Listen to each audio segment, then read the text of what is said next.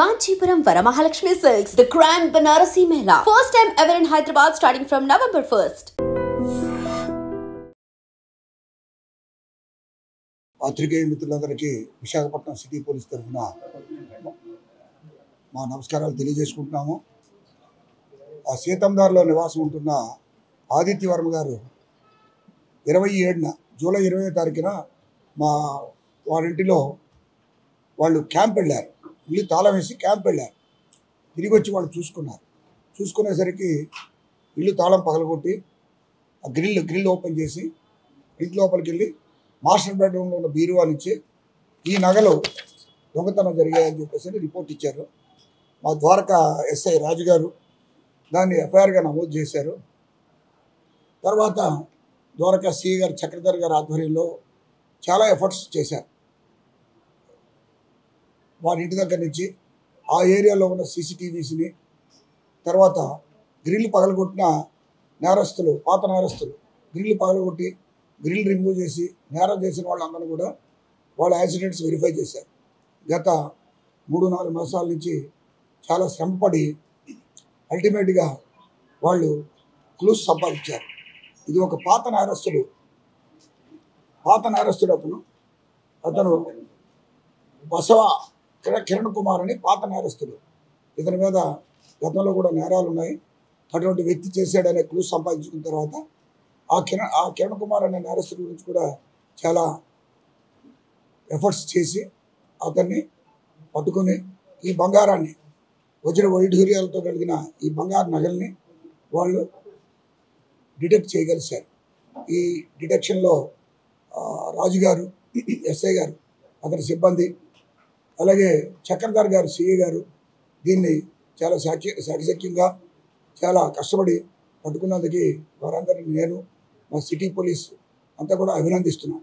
ఎందుకంటే ఒకసారి దొంగతనం జరిగిన తర్వాత ఇంటాక్ట్ చూసారా, వజ్ర వైఢూర్యాలతో కూడిన ప్రాపర్టీని ఆదిత్య వర్మ గారికి తిరిగి ఇచ్చే శ్రమ చాలా పడ్డారు. కాబట్టి నేను వారిని మనస్ఫూర్తిగా అభినందిస్తున్నాను. అలాగే వర్మ గారు కూడా అక్కడ బయట ఉన్నారు, రాలేకపోయినారు. ఆయన కూడా చాలా సంతోషపడుతున్నారు, అభినందించారు పోలీస్ సిబ్బందిని. ఆ సిపి గారు కూడా వెళ్ళి అభినందించడం జరిగింది. ఈ బసవ కిరణ్ కుమార్ అన్న అతను ఇంతకుముందు కూడా నేరాలు చేశాడు. ఒక 3 చోరీ కేసులు చేశాడు ఆయన. కాబట్టి ఆయన మీద కూడా చర్య తీసుకుంటాము, చట్టబద్ధమైన చర్యలని కూడా తీసుకుంటాం. అయితే ఈ సందర్భంగా మేము ప్రజలకి తెలియజేయండి ఏమిటంటే, ఈ లాక్డ్ హౌస్ మానిటరింగ్ సిస్టమ్ అని మా దగ్గర ఓ సిస్టమ్ ఉంది. ఎవరైనా ఇల్లు లాక్ చేసుకుని వెళ్తే మాకు ఇంటిమేట్ చేస్తే ఆ సిస్టాన్ని మేము అక్కడ ఇన్స్టాల్ చేస్తాం. అది డిజిటల్ సర్వైలెన్స్ సిస్టమ్.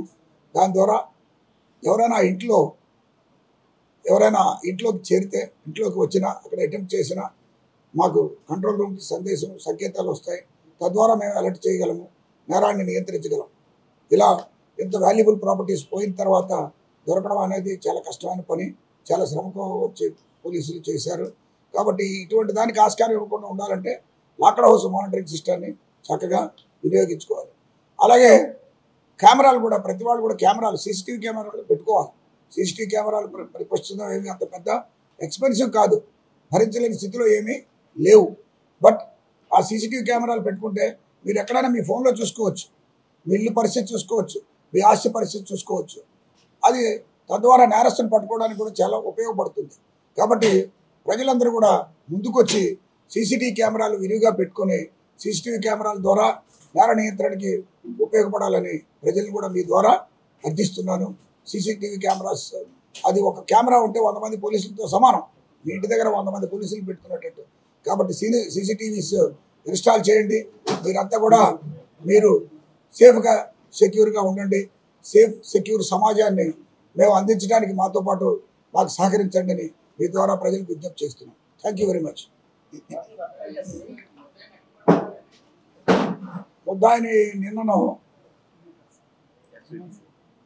ముద్దాయిని అరెస్ట్ చేసి రిమాండ్కి పంపించడం జరిగింది.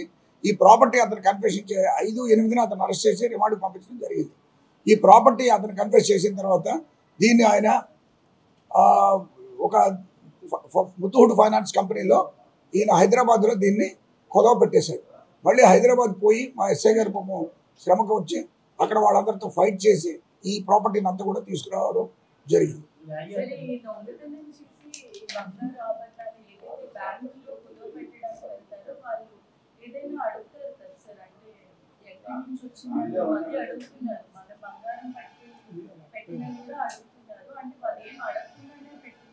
వాళ్ళు ఏదో ఇది వాళ్ళ అత్తగారి బంగారం అని చెప్తే వాళ్ళ అక్కగారి బంగారం అని చెప్తే పెట్టేశారు. వాళ్ళు కూడా ఫైనాన్స్గా పెట్టుకున్న వాళ్ళు కూడా ఇప్పుడు వాళ్ళు పెట్టేశారు, డబ్బులు ఇచ్చారు, ఇప్పుడు నష్టపోయారు. మేము తీసుకొచ్చాం కాబట్టి ఆ ఫైనాన్షియర్స్ కూడా దీన్ని చూసుకోవాలి, ప్రాపర్ డాక్యుమెంట్స్ చూసుకోవాలి. ఏదైనా ఇంత బంగారం, ఇంత వాల్యుబుల్ బంగారం వాళ్ళకి తెలుసు కదా వజ్ర వైడూర్యాలని, వాళ్ళు ఇంత ఇలా ఎలా వస్తుంది వీళ్ళకని చెప్పేసి చూసి చేయాలి. వాళ్ళు కూడా సమాజానికి సహకరించాలి.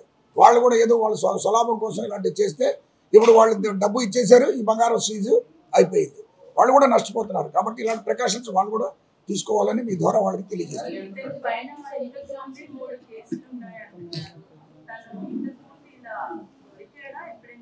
ఇంతకుముందు 3 కేసుల్లో కూడా అతను అరెస్ట్ అయ్యాడు. ట్రయల్ కూడా కోర్టు కేసులు కూడా ఆయన ఫేస్ చేస్తున్నాడు. ఇదంతా కూడా ఈ బంగారం వాల్యూ 2.5 lakhs ఉంది. ఇది ఆ వజ్ర వైడూర్యాలు మళ్ళీ మనం దాని వాల్యూ కూడా పరిగణలోకి తీసుకుంటే ఇంకా ఎక్కువ ఉంటుంది, ఎక్కువ.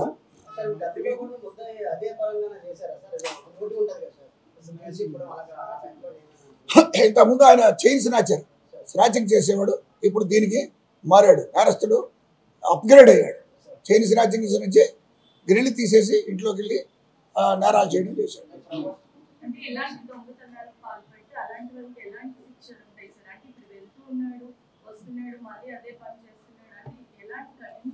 ఇప్పుడు ఈయన రిపీటెడ్ నేరస్తుడు కాబట్టి ఈయన మీద హిస్టరీ షీట్ ఓపెన్ చేసి వాచ్ చేస్తున్నాము. అలాగే ఈ పాత నేరాల్లో ఉన్నాడు కాబట్టి బెయిల్ రాకుండా కూడా మేము కోర్టులో అపోజ్ చేస్తున్నాము. తర్వాత పాత నేరాలు ఉంటే ఎన్హాన్స్డ్ పనిష్మెంట్ ఉంటుంది, శిక్ష కూడా. ఆ ప్రావిజన్ కూడా మేము వీళ్ళ మీద పెట్టి ఇతన్ని కారాగారంలోనే ఉండేటట్టు చూడడానికి మేము ఆ చట్టంలో ఉన్న ప్రావిజన్స్ అన్ని కూడా ఉపయోగిస్తున్నాం. గతంలో శ్రీకాకుళం జిల్లా పలాస, కాశీబుగ్గ, ఒరిస్సా ప్రాంతాల్లో కూడా నేరాలు చేశాడు. అక్కడ కేసులు పెట్టడం జరిగింది. నిజంగా ప్రస్తుతం ఉన్నటువంటి సమాజం దేనికి ప్రయారిటీ ఇస్తుంది? ఆర్థిక సంబంధాల చుట్టూ మాత్రమే తిరుగుతుంది. మళ్ళీ ఎన్నికలంగానే చాలా విరక్తి కలుగుతుంది. మంచి అనిపిస్తుంది కదా, లేడీస్ కూడా ఛాలెంజింగ్ జాబ్స్ చేసినప్పుడు చాలా బాగుంటది. ట్రాఫిక్ అసిస్టెంట్స్ గా నియమించిన ట్రాన్స్జెండర్స్ అందరితో సాల్యూట్ చేయించుకుంటున్నారు. ఫుడ్ డెలివరీ ఇవ్వటానికి వెళ్ళినటువంటి డెలివరీ బాయ్ అనిల్ పై కళ్ళ ముందు